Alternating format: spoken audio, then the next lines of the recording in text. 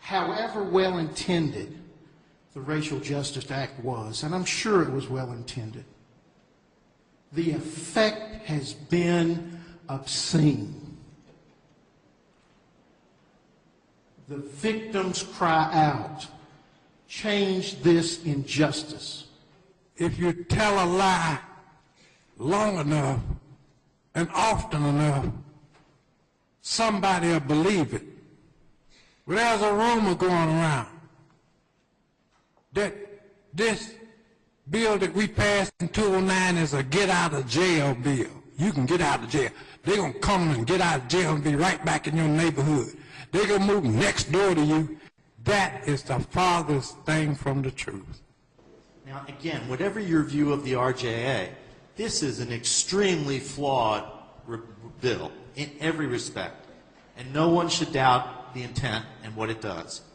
It is to repeal and wipe clean an historical slate. You know, at the end, my final comment, I guess, would be no one can disagree with Representative Dollar. There are a lot of monsters out there who've done some terrible, awful, heinous, atrocious, and cruel things.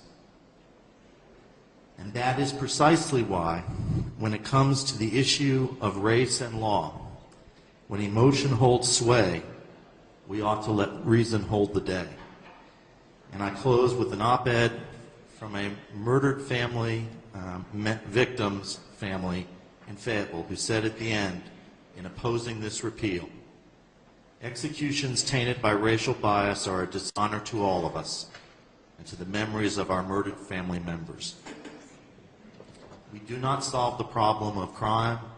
We don't solve the problem of the death penalty by casting aside findings of Judge Weeks that have found that we have a bad history in these cases of racial prejudice and jury selection. Instead, I think we would be better, all served, if we actually did what Representative Daughtry argued a couple weeks ago, look to find ways to find the resources that our criminal justice system desperately needs, look to find ways to make sure that the errors that we commit before are systemically eliminated, look to find ways to create confidence by all segments in our community in the criminal justice system.